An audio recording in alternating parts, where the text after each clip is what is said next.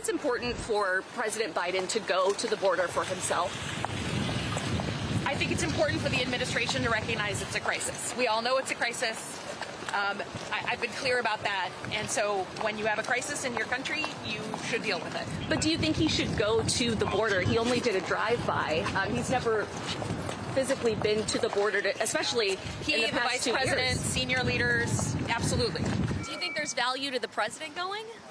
I think there's value to the president going everywhere. Thank you.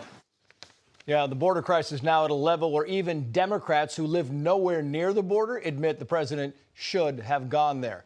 Let's bring in Democratic strategist Kevin Walling and former California gubernatorial candidate Larry Elder. Gentlemen, thank you both for coming on. Larry, I know the president's busy, right? He said he's got bigger fish to fry, more important things to do. But, you know, since he's been in office, 41 Customs and Border Protection agents have died, some by suicide. Thousands have died because of fentanyl, and millions have illegally crossed. You would think that the president would take that into consideration. You'd think so. And I interviewed a special retired Border Patrol agent just today. And he said the number of illegal aliens into the country since the Biden administration is probably closer to 5 million. Yeah.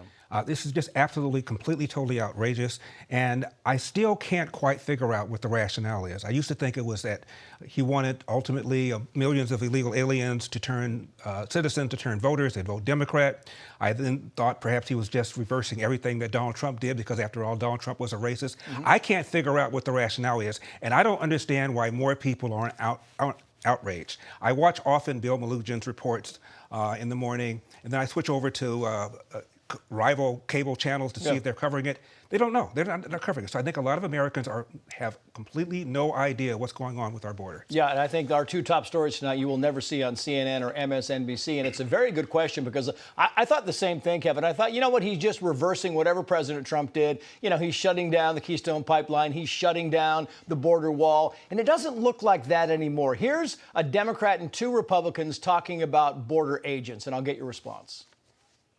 Border security is not a Republican or a Democratic issue. It is an issue that affects all Americans. Abandon. Those are the exact words so many Border Patrol agents have talked to me about. There's no doubt that what is happening at the border is impacting our agents. And the numbers speak for itself. The fact that 14 Customs and Border Patrol agents have committed suicide, something is wrong. He's right, Kevin. Something is wrong. Your thoughts on this? Yeah, Trace, I've been very upfront with you and others on Fox that as a Democrat, I believe that this is a crisis at our border. And I think what you need to do is look at what the president is actually doing. He's rolling up his sleeves. We've hired hundreds of more border agents just this past year alone.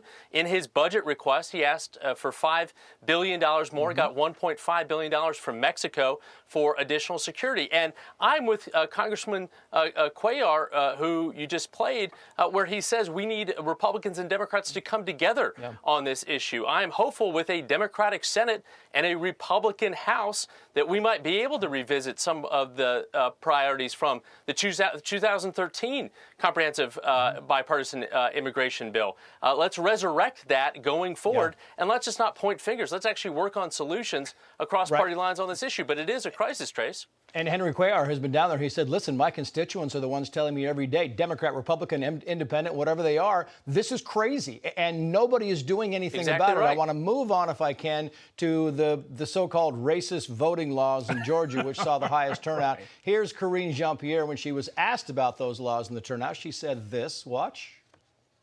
The president, though, called it Jim Crow in the 21st century and a blatant attack on the Constitution. So does he still see it that way? There was suppression that we saw that throughout the Georgia election. So that is something that was been reported on. So I leave it to those reports.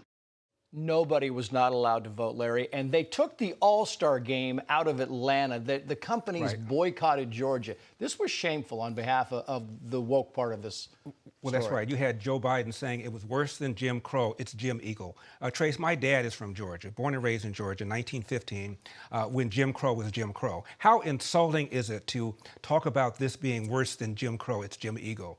And let's just step back for a second.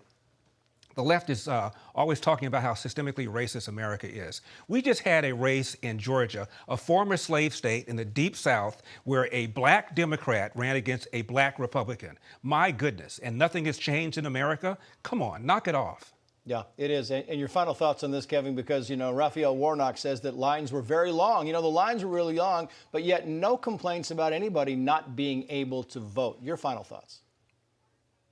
Well, listen, I think it's a great thing when you see a record smashed. 3.5 million Georgians went to the polls in that runoff election, securing that Democratic majority for Raphael Warnock. You saw Republicans over the last 2 years try and restrict those days of early voting, shorten that runoff period. We had to sue to get that Saturday of early voting on the books in a lot of those counties. So it's a good outcome, I think, when you see anyone turning out in those kind of numbers. And it was a good night, obviously, for Democrats in the state of Georgia. Yeah. Kevin? Larry? Well, they made it easier to vote, harder to cheat. And are they going to give back the $100 million or so that Atlanta lost because of the All-Star game being moved to Colorado? Yeah. Any apology? Basically, what they said were black people were too stupid to figure out how to vote. Yeah. Again, that's just insulting. Larry, great to have you on. Thank you for coming. Thank you, Kevin. We appreciate it. My pleasure.